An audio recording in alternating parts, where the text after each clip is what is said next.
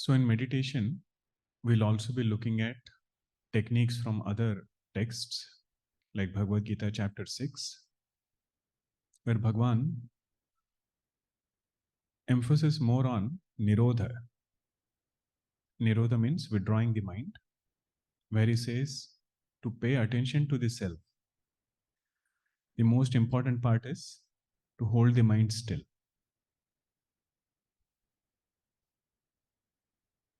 So these were 3 verses which were from 6th chapter Bhagavad Gita. So if you are attending those classes, you will notice there are many parallels between what we are studying there and what we are doing in meditation.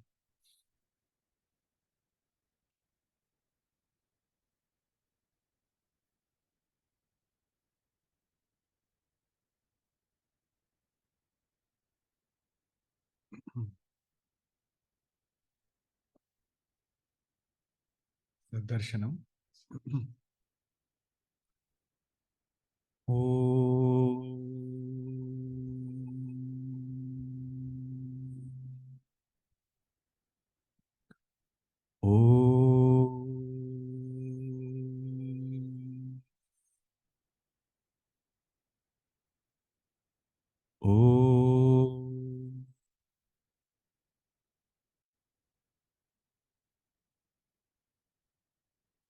Om Sahana Vavatu Sahano Bhunaktu Sahaviryam Karavavahai Tejasvinavadhitamastu ma vidvishavahai. Om Shanti Shanti Shanti. Sadashivasamarambham Shankaracharya Madhyamam Asmadacharya Paryantam Vande Guru Paramparam. Ramo Rajamanis Sada Vijayate Ramam Ramesham Bhaje Ramena Bihata Nisha Charachamu Ramaya Tasmai Namaha. Ramannasti Parayanam Parataram Ramasya Dasosmyaham. Rame Chittalaya Sada Bhavatu Me Bho Rama Mamuddhara. Samasta Jana Kalyani Niratam Karunamayam Namami Chinmayam Devam Sadgurum Brahmavitvaram Sadgurum Brahmavitvaram Satpratyaya Kimnu Vihaya Santam Hridyesha Chinta Rahito Hrudakyah Katham Smaramastamameyamekam Tasya Smritistatra Drudhaiva Nishtha.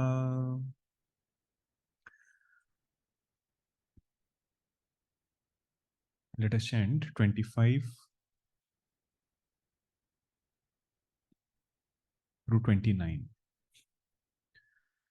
Navakti deho hamiti prasuptau nakopi na bhuvamiti pravakti yatrodite sarvamudeti tasya dhiya hamah shodhaya janmadesham deho na janati sato na janma deha pramanonya udeti madhye Ahankruti Granthi Vibandha Sukshma Sharira Cheto Bhavajivanama Rupodbhavo Rupatati Pratishtha Rupashano Dhuta Gruhita Rupaha Swayam Virupa Swavichara Kale Dhavatyahankara Pishacha Eshaha Bhave Hamas Sarvamidam Vibhati Laye hamo naiva vibhati kinchit tasmadaham rupamidam samastam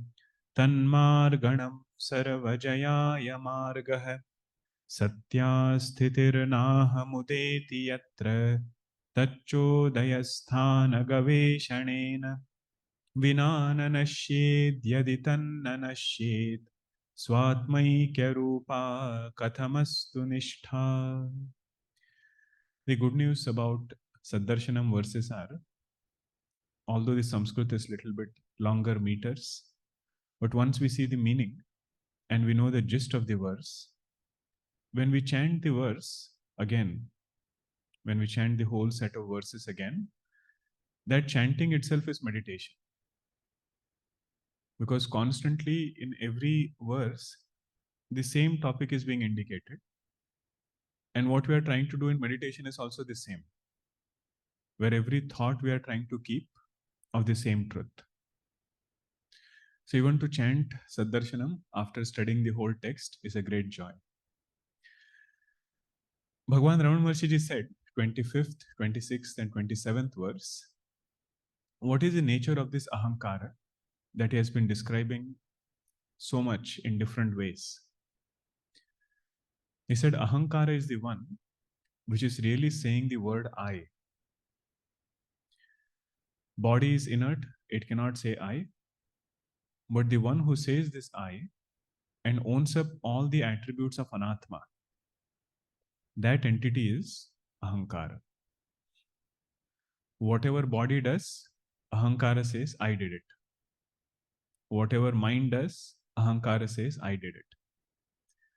The seat of Kartrutva and Bhoktrutva, doership and enjoyership, that is Ahankara. Then he said, how does this Ahankara come into being? Where is it born? He said it is born amidst forms. Different rupas. First of all, rupa outside in the world. Every thought is also a rupa. Every vritti is also a rupa. So this Ahankara is born amidst forms. It thrives on forms. So more rupa is kept away from this Ahankara, weaker it becomes. Rupa here we can take sense objects. Whichever sense object is kept away, this Ahankara becomes weak from that sense object. Then he said, if you try to inquire into it, whenever we inquire, it becomes arupa. Swayam virupah swavichara kale. Means when we start inquiring, we ourselves realize that this is true. Ahankara is not my essential nature. I happily give it up in deep sleep. I can convince myself. But he says the moment you stop inquiry, that Ahankara again comes back. Means when we inquire, we get full conviction. I cannot be anything but Brahman. But the moment this thought stops, moment this attention shifts from inquiry, the same Ahankara comes back, same delusion comes back. Bhagavan says this is the nature of Ahankara. We have to appreciate it and negate it. He is also not saying that this is how it is going to be forever. Otherwise, what will be the difference between sadhaka and a jnani? Sadhaka struggles with Ahankara. If jnani also has to struggle with Ahankara, then what is the difference between both? He says, no, in the beginning stages of our sadhana, this struggle is very natural. That whenever we are doing shravanam, whenever we are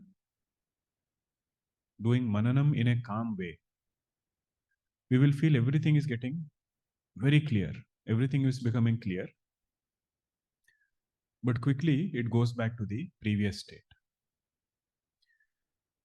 So that Bhagwan elaborated in 27th verse. 28, 29th, he just emphasized that this inquiry into Aham, that is the best way to break all bondage. Sarva Jayaya Marga, Tanmarganam Sarva Jayaya Marga. To break all bondage, this one inquiry is powerful enough. Means we have to get comfortable with this practice. That is what he's highlighting there. Sometimes what happens when we have too many practices, we don't get a good footing on even one of them. Should I do Panchakosha Viveka, Dridrisha Viveka? Who am I inquiry? There are different tools.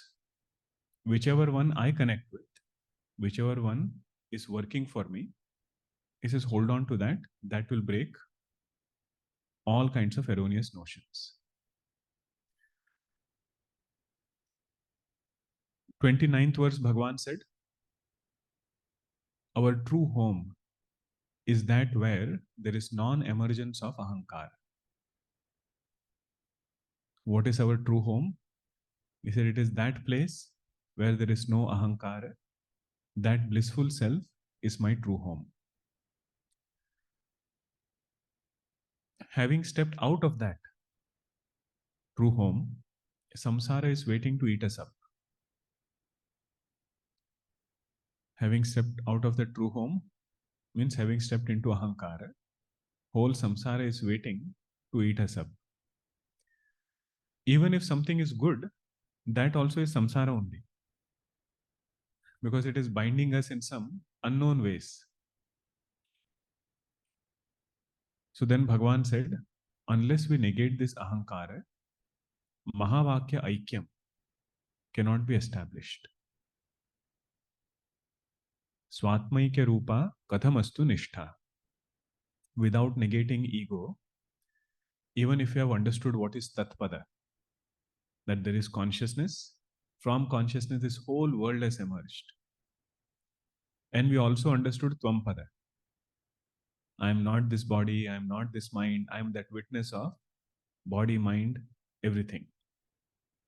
But unless I truly negate this Ahankara, negating all other conditionings will really not serve the purpose. That is what we had seen until 29th verse. 30th one we had not seen, right? 2 weeks ago, whatever I say is true today. 30th we had not seen. It was an example, a metaphor of diver. कूपे यथा गाढजले तथान्तः कूपे यथा गाढजले तथान्तः निमज्ज बुद्ध्या शितया नितान्तम् निमज्ज बुद्ध्या शितया नितान्तम् प्राणं च वाचं च नियम्य चिन्वन् प्राणं च वाचं च नियम्य चिन्वन् विन्देन्निजाहङ्कृतिमूलरूपम् विन्देन्निजाहङ्कृतिमूलरूपम् Together.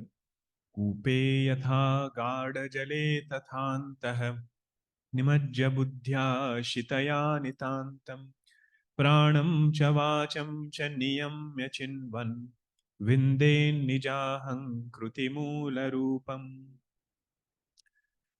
First, let us look at the metaphor. This is the setting in a village where they would have big wells. All villagers would come. Different sides of the well are there. And there are pulleys put on top to put the pitcher down and take the water out. And that was also a social hub, a place where people would get to talk to each other. Even today, if you go to villages, the area around the well is, you get to know whatever is happening in the village. So like that, there must have been some lady who was wearing a ring. And she was talking and pulling the water out. While she was doing that, the ring falls in the well. Now, how do you get that ring out once it has gone inside deep well? You can't see it also. There would be professional divers. They can dive into the well, stay there for around a minute or so. They say maximum is 4 minutes that you can hold your breath underwater. So they'll stay around a minute or so. First of all, they will ask where the ring has fallen, ask a lot of questions, go inside, and then get that ring. And when they jump into the well, there is a tradition of tying a stone around the waist. All factors are important. Ramana Maharshi gives parallels for each one of them. First, what did he do? He spoke to that lady, asked her, "Where did you drop this ring?" Then he sat on the periphery of that well, focused his mind, held his breath, and when he was ready, then he went inside. If he is a good diver, within one dive, he can get it back. Within one dive, he can get the ring back. Now, if let us say for some reason he did not get it, then what should he do? Nothing. Come out, ask her again, hold the breath, dive again. That example Ramana Maharshi gives here for how we should dive within. So, this verse, if you want to give one title, you can say, "Dive within to get the jewel of bliss." Dive within to get the jewel of bliss. Every step he will draw parallels. Now, example, he finishes in just 4 words. Kupe yatha gada jale tatha. That's all. Kupe means well, gada jale means deep water. Just like in the case of deep water. That's all. And later part of the verse is talking about what he wants to talk about. He doesn't elaborate the example. But whatever we saw, that is what is meant by those 3 steps the diver does.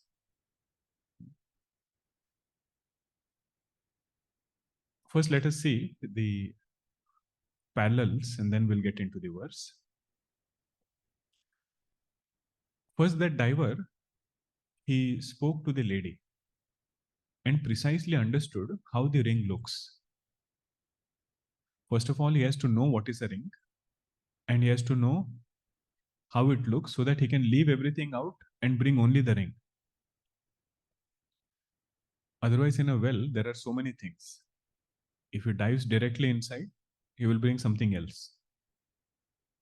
So that discussion is Shravanam. He says, before somebody sits down for meditation and they say, "I'm meditating upon Atma," what is it that I should know first? What is the nature of Atma? If I miss this point, just like the diver brought something else, we will find something else. Or we will get stuck in something else in this inward journey. So first step was thorough Shravanam, where he has understood what is the nature of Atma. Then the second step is he is controlling the breath and all other activities. He sits on the periphery of that well, controlling his breath. That controlling of breath is symbolic of harnessing spiritual energy. Withdrawing the mind from different preoccupations, withdrawing the mind from sense objects. That is symbolized by the diver who is controlling his breath. Of course, in meditation, we control the breath, that is one thing. But Bhagwan Ramana Maharshi, in other places, when he has elaborated upon this analogy, he says, controlling the breath is symbolizing withdrawing the mind. Nispruhas sarva kamebhya. Bhagwan says in 6th chapter, that person who doesn't have any spruha, means pushing desire, which is a desire which is pushing him out. If that is there, then he cannot dive within. On one hand, there is pull outside. Another hand, he wants to go inside. He says that will not work. So just like that diver controlled his breath, this sadhaka puts forth effort to control his mind. Then there was a stone tied to his waist. Bhagwan says that stone is Vairagya. That when we want to dive within, the stone that we need to tie with ourselves when we meditate or go within, that is the stone of Vairagya. Vairagya, in simple words, Means mind is not colored. Vairagya is not necessarily some kind of distaste or gruna. Vairagya in this context is his mind is not fascinated by anything. Nothing colors his mind. Whatever has colored it, he has undone it through vichara. With that preparation, when mind becomes quiet, he is able to get a glimpse of the self, exclusive glimpse. When mind is active, self is there or not? Very much there. So if self is there all the time, why do we need to meditate? We need to meditate because when it is available with an agitated mind, it is as though not noticed.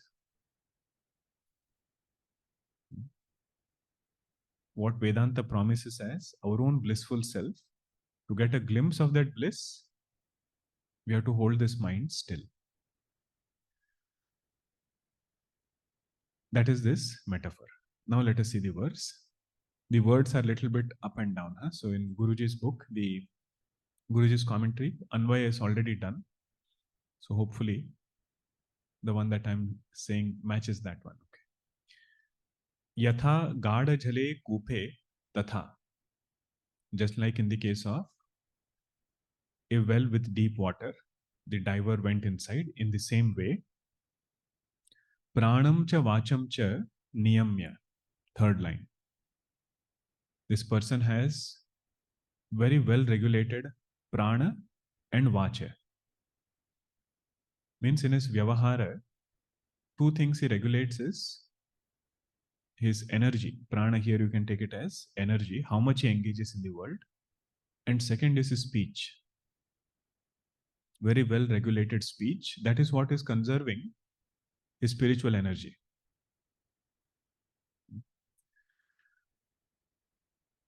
Sixth chapter of Bhagavad Gita, Bhagavan says, Yuktahara viharasya yukta cheshtasya karmasu.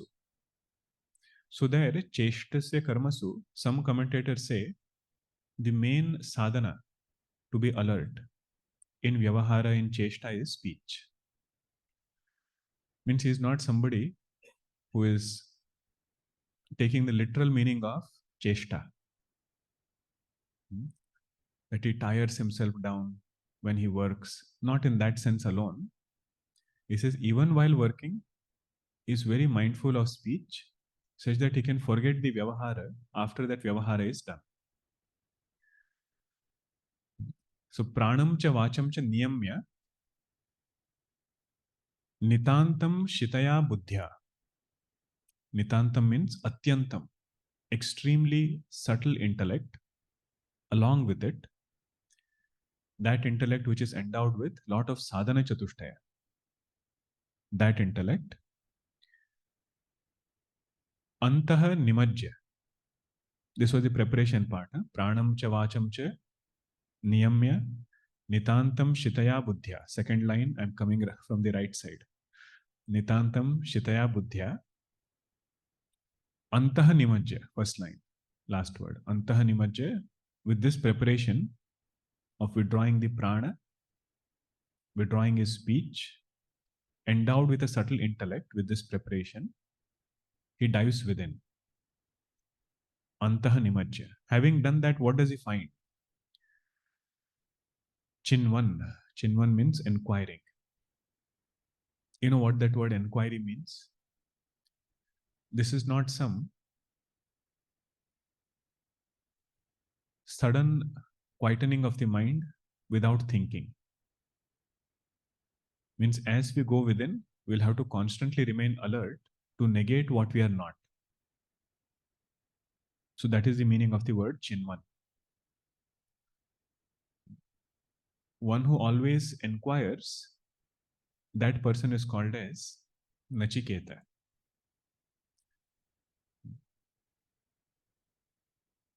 Chiketa, one of the ways in which Swami Akhandananji he would open that word is, he would say, Chinvan, the way to inquire or way to pick the one who has that ability. That person is called as Nachiketa.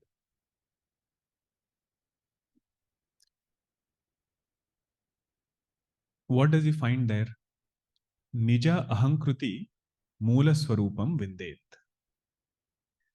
When he goes within, first he will meet Ahankara, and that is not the end. He says he will find the moola swarupa of that Ahankara. Nija ahankruti moola swarupam vindet. What is the swarupa of moola swarupa of Ahankara? Moola swarupa of Ahankara is Atma. Whatever he had heard about nature of Atma, now it doesn't become just mere hearsay. He says, I have dived in and I have found it. That lady telling him how a ring looks, it's good to know how a ring is. But unless he has found it for himself, he cannot say, I know the ring. In the same way, Shravanam for this person has given nature of Atma. We should not say meditation has found it. Meditation has only given him abidance in that Atma.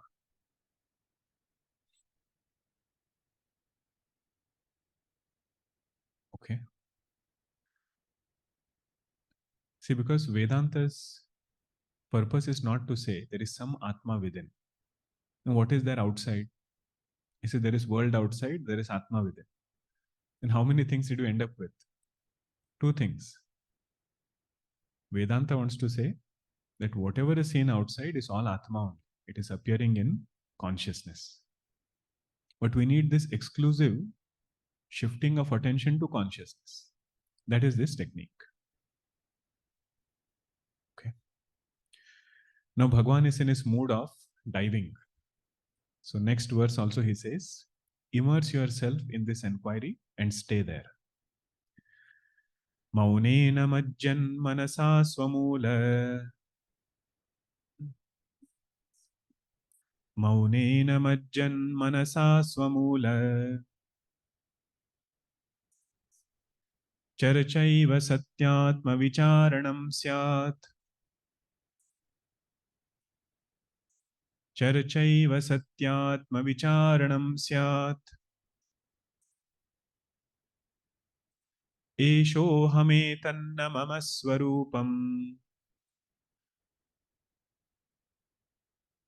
Esho hame tanna mama swarupam. Iti prama satya vicharanangam. Iti prama satya vicharanangam. Maunena majjan manasa swamula. Charchaiva satyatma vicharanam syat. Esho hame tanna mama swarupa. Esho hame tanna mama swarupam. Iti prama satya vicharanangam. Title of this verse is Sit quietly and reflect on the origin of ego. Sitting quietly, Bhagavan says, is indispensable. Maunena majjan. Maunena means vak maunam might be there. Means speech wise, he is quiet, but his mind has become quiet of worldly thoughts. That is true maunam. We should not quieten Brahmakara vritti yet, because we are trying to create it. So mauna here means silencing all worldly thoughts, quietening down all worldly thoughts, at least for that duration. And Bhagavan says, this kind of maunam should be so absorbing that we should get immersed in it. So maunena majjan, while being immersed in this kind of maunam, where other than Atma Vichara, all other thoughts are quieted.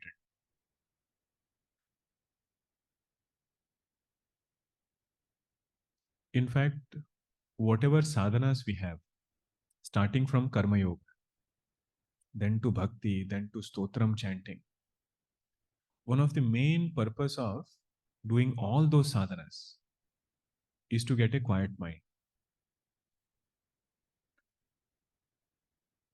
Means you have to constantly keep realigning and think that whatever Karma Yoga I am doing, whatever Bhakti I am practicing, is it all leading to this Maunam or not? Is it helping me withdraw my mind from Vishayas? If yes, then it is in the right direction. Maunena Majjan Manasa Swamula Charcha. Having done this withdrawal, using the mind, Manasa. So don't turn off the mind completely. That is the point here. Huh? It is not some kind of deep sleep. Manasa Swamula Charcha. Do this vichara of what is my origin. What is the origin of this Ahankara? This vichara has to be done. What will this vichara be called? Satya Atma Vicharanam Syat. This is the vichara not of Ahankara, but it is vichara of that Atma which is Satya. Satya Atma Vicharanam Syat. What are the two prerequisites? Pulling the mind back from all other thoughts and entertaining thoughts of Atma. Lakshana of Atma, wherever it is discussed. For example, Ishavasya Upanishad, Ishavasya Midagam Sarvam, Yat Kincha Jagatyam Jagat. Tena Tyaktena Bhunjitaha, Magruda Kasya Siddhanam. Now, this verse is telling us just hold on to this one Upanishad mantra and empty the mind from all other thoughts. And just try to think about this one mantra in a focused way. That whatever is appearing is all consciousness. Ishavasyam idagam sarvam. Yat kincha jagatyam jagat. Not only this world, all 14 worlds. And there cannot be two entities here, that there is world and consciousness. World is only an appearance. That's why tena tyaktena bhunjita. Let go of this conditioning, which is an appearance, and revel in one's own blissful self. What is there to covet in Mithyavastu? If something is illusory, what is there to covet in it? He says this will not be our natural way of thinking. This vichara, we have to constantly keep doing. At every point, we'll get questions. At every point, we'll have more doubts. That is the whole journey of vichara. Do Shravanam thoroughly, then on your own sit down and keep reflecting. Keep reflecting. One thing to note here is, Bhagavan is telling us this vichara has to be done alone. One vichara we can do is with others. Tat chintanam, tat kathanam, anyonyam tat prabodhanam. Panchadashi it is said. This itself is one form of meditation. Reflecting upon it, speaking about it, discussing with somebody else. So that our mind always remains on this topic. But here Bhagavan is emphasizing, sit down quietly and repeat whatever we have understood to our own mind. That is the charcha. Esha aham etat na mama swarupam.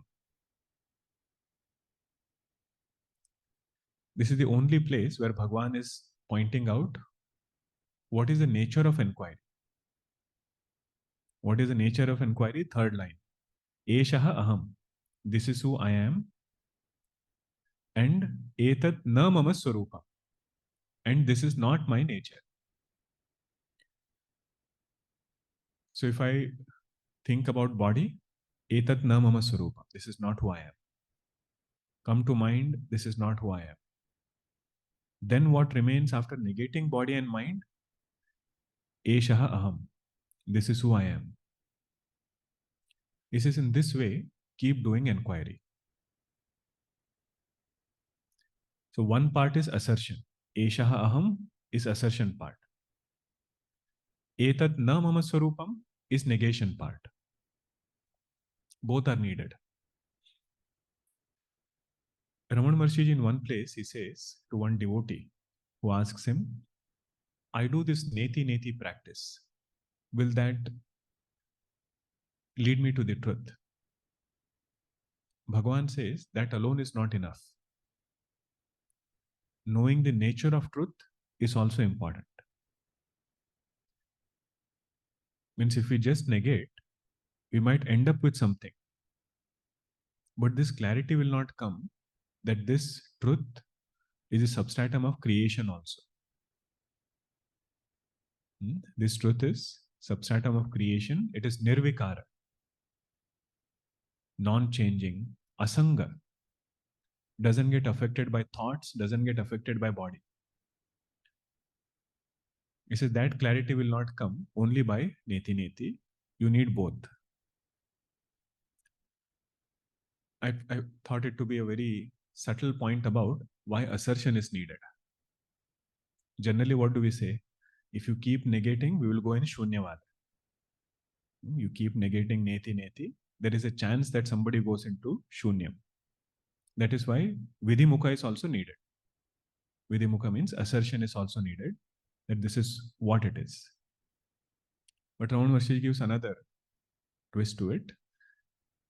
He says, unless you know the nature of the self, neti neti by itself will not give complete clarity. Although the way to indicate is neti neti, that is true. But we also need this assertion that this is who I am. The example given for neti neti is Sita ji. When she is going with Bhagwan Rama, Lakshman ji in the forest, the villagers ask her, who is your husband? And in tradition, they don't take the name. And she will not point out also. So they keep asking, is he your husband? Lakshman ji, she says no. Then comes to Bhagwan Rama. Is he your husband? It is that then she becomes quiet. Doesn't say yes also. This is just in that same way, how she pointed out Bhagwan without actually pointing him out. In the same way, this truth is pointed out. Eshaha aham, etat na mama swarupam. Iti prama satya vicharanangam. This kind of prama, that word is important. Prama means knowledge through pramana. Valid means of knowledge has created this knowledge. That becomes an indispensable link, indispensable limb for vichara. Satya vicharana angam. Angam means limb.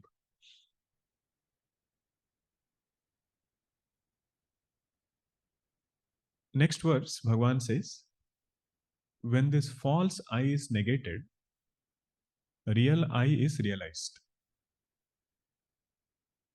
When false I is falsified, real I is realized in that same place.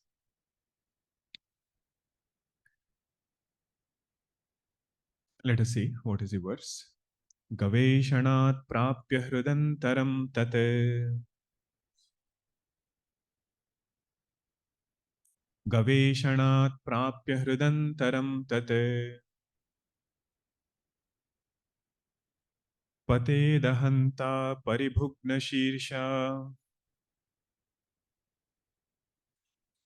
Pate dahanta paribhugna shirsha. Athahamanyat spurati prakrishtam. अथाहमन्यत् स्फुरति प्रकृष्टम् नाहङ्कृतिस्तत् परमेव पूर्णम् नाहङ्कृतिस्तत् परमेव पूर्णम् गवेषणात् प्राप्य हृदन्तरं तत् पतेदहन्ता परिभुग्नशीर्षा अथाहमन्यत् स्फुरति प्रकृष्टं नाहङ्कृतिस्तत् परमेव पूर्णम् गवेषणात् तत् हृदन्तरं प्राप्य. Gaveshanat means by very subtle inquiry, having reached the innermost self, hrudantaram prapya, what happens to that ahankara? Ahanta paribhugna shirsha patet. This ahankara, in a very humble way, falls with its head down. You know, when they do Ravan Dahan, first they will light it down there. First, Ravana will still stand. But the last part is nice when he falls all over. Like that, Ramana Maharshi says, this ahankara falls when we inquire into our own blissful self. Paribhugna Shirsha.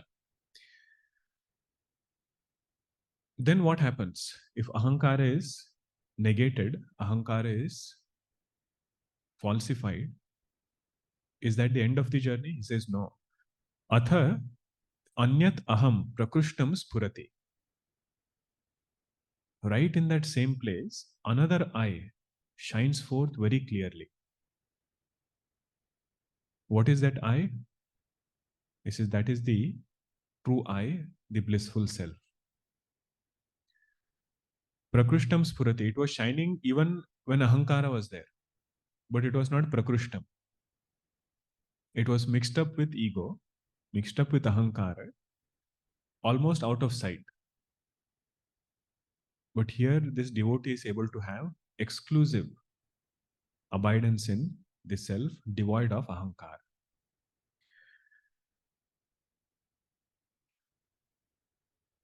Tat na ahankritihi param purnam eva. That second I which has risen is not ahankara.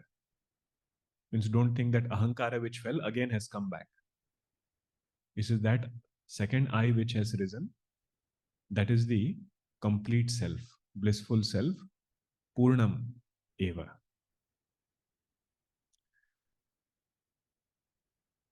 Means in other words, if you want to look at it, in Vedantsara, we had seen the word Vachyartha and Lakshyartha. What was the meaning of Vachyartha? Whenever consciousness is mixed with conditionings, the total mixed up entity is called as Vachyartha. If you remove the conditionings, consciousness by itself is called as Lakshyartha.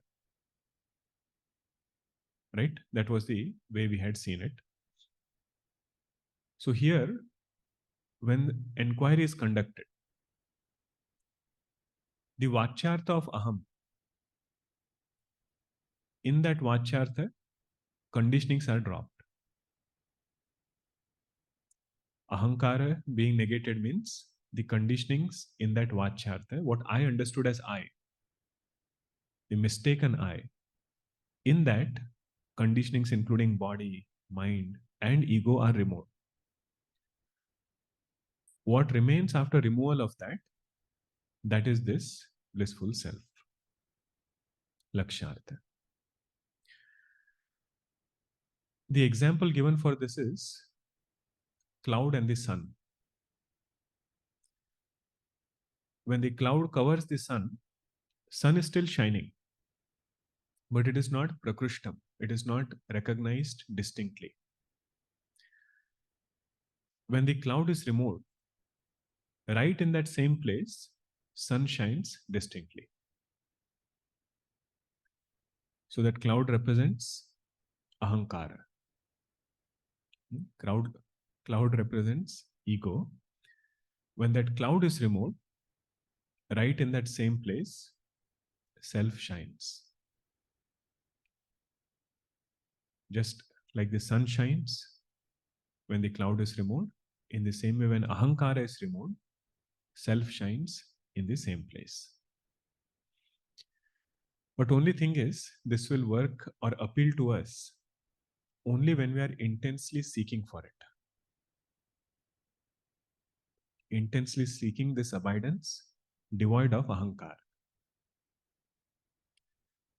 Ramana Maharshi says, our mind has to become like camphor. Once it has gotten the flame, it should not stop until it disappears, until it becomes one with the air around. Just like that solid camphor evaporated, like that he says, our mind should get absorbed in the self. No trace of anything outside, no trace of any Vishaya which should hold it back. Just like that camphor, it should become one with it. Next verse is another.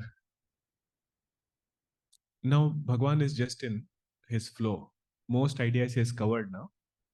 Once in a while, some new topic he will bring, but otherwise, it's a repetition of the main idea. This verse, if you want to write a title, he says, immersed in the self, nothing remains to be done. Immersed in the self, nothing more remains to be done. But he puts it very poetically. You see what he says? Ahankruti lasati grasitva. Ahankruti lasati grasitva. Kim tasya karyam parishishtamasti. Kim tasya karyam parishishtamasti. Kinchidvijanati sanatmanonyate. Kinchidvijanati sanatmanonyate. Tasya sthitim bhavaitum kshamah kah. Tasya sthitim bhavaitum kshamah kah. Ahankrutim yo lasati grasitva. Kim tasya karyam parishishtamasti. Kinchidvijanati sanatmanonyate. Tasya sthitim bhavaitum kshamah kah. Yaha ahankrutim grasitva lasati. Very advanced sadhaka. He is rejoicing and reveling, having devoured his own ahankara. What did he have for breakfast? He said, Ahankrutim grasitva. He had ahankara, devoured his ahankara, and he is rejoicing in this world. Of that person, tasya parishishtam karyam kim asti? What unfinished task, unfinished duty is there for that person? Devoured ahankara means he has totally negated doership. Never this thought arises, I am a doer.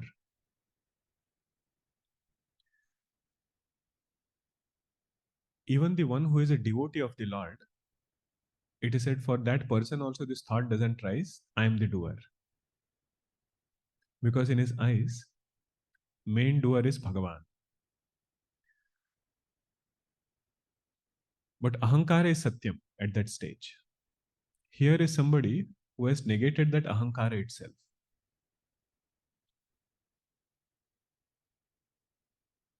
Means his identity goes with Atma, and whatever transactions are happening, he says that is not happening in me. Because to understand this statement is not easy. Huh? no matter what Vedanta we study, moment we have done something and somebody asks us who did it, and let's assume it's a good thing we have done. What is our answer? I did it. And here it is said this person never has any doership. So, in what way is he practicing this? Or what way should we understand that Vedanta Jnanam removes doership from a person? That's why Panchadashi it is helpful. Vidaranya Swamiji says, Jnani has two Aham, two eyes. One eye is his essential nature, absolute eye. Another eye is his transactional nature. And in his own understanding, he is very clear. What is my absolute eye? And where do I need to use transactional eye? He does not apply Vedanta where it is not to be applied.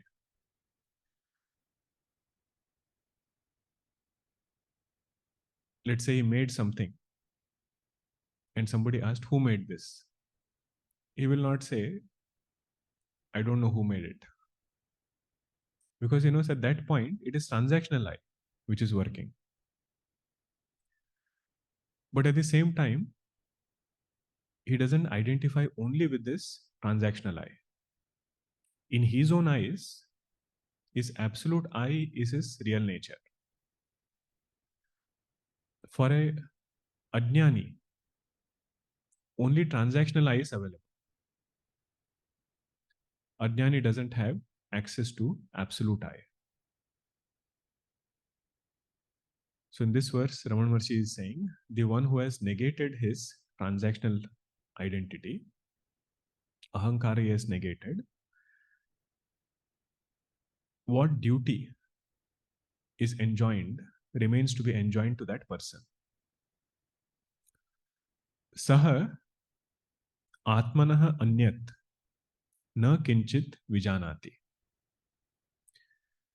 This negation of I is not something only with individual. He says the nature of his mind is such right now, he doesn't see anything different from Atma.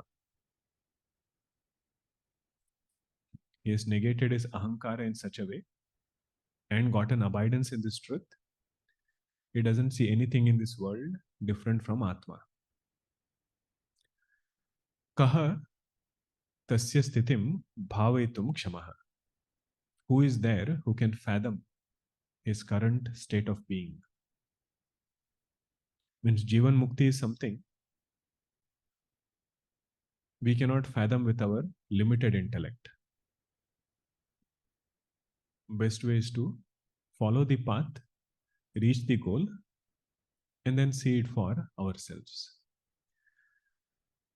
Puja Guruji in the commentary has mentioned a beautiful point where Guruji says, duty in Sanskrit is called as kartavya. Kartavya is there only when there is praptavya. Praptavya means something to be attained. As long as I have some goal to be attained, until that point, some duty will remain. Here is somebody who has reached the topmost evolution on the spiritual path, most evolved state, where he says, I don't need anything. No praptavya. Why doesn't he need anything? Because everything, whatever is needed, he says, I already have. Somebody might come and ask him, do you need comforts? He says, no, whatever is needed, I have. Do you need sadhana chatushtaya? What will you say? What will that jnani say? He says, whatever is needed, I have. See, that is another point here. Sadhana chatushtaya is a sadhana. It is not sadhya. Sadhana means it is a means, not the end. If whole life our journey is only to increase sadhana chatushtaya, he says, when will sadhya come? When will the final destination come if you are always stuck in sadhana? Sadhana means. I'm not talking about sadhana. Means is sadhana. That is what is going to take us to our goal. Having reached there, it is whatever purpose this mind has to accomplish, that is accomplished. That's why the emphasis is on sannyasa. When a person takes sannyasa, all the practices that he was doing before, that he has to give up. Now, what is the expectation there? Whatever results the practices had to give, they have already given. Now he can focus on the next goal, which is abidance. Now, if there is somebody who has never started any practice, he say, what will he let go of? So our scriptures are very thorough. Swami Vivekananda ji, he mentions this point. Look at the sincerity of our scriptures and rishis. You will not find any literature which will say you can take support of us until some point, then you can let go and move on to the next. He says that is their sincerity. They just want our well-being. And this trust is there on the student, that student will not misunderstand. Like if somebody tells him, okay, at sannyasa time, you have to give up Sandhya Vandana. If this person has never done Sandhya Vandana, what is it that he is going to give up? So he does everything sincerely, but that praptavya, even of chitta shuddhi, is not there. Because once brahmajnanam takes place, it negates antakarna also. And where is sadhana chatushtaya going to stay? In antakarna, in mind. Now this is an exalted sadhaka. For us, we have to cultivate sadhana chatushtaya. But we should also know what is the goal. Stage should come where there is no insistence for even mind. Okay, so this was the 33rd verse. 34th is a beautiful one, which you will see in the next session. So next Saturday, we will have Saddarshanam in the morning. Then we have a long break. I am traveling in December. January, we have some Ishwaranandaji's Yajna, 9th through 13th. We will have Saddarshanam after that weekend, which will be January 20th. Please don't forget the text. Keep chanting it, and good time to catch up and revise also. Every verse is a meditation, so any verse we hold on to is only doing good to us. Om Purnamada Purnamidam Purnat Purnamudachyate Purnasya Purnamadaya Purnameva Vashishyate. Om Shanti Shanti Shanti. Hari Om Shri Gurubhyo Namaha. Hari Om. Hari Om, everyone.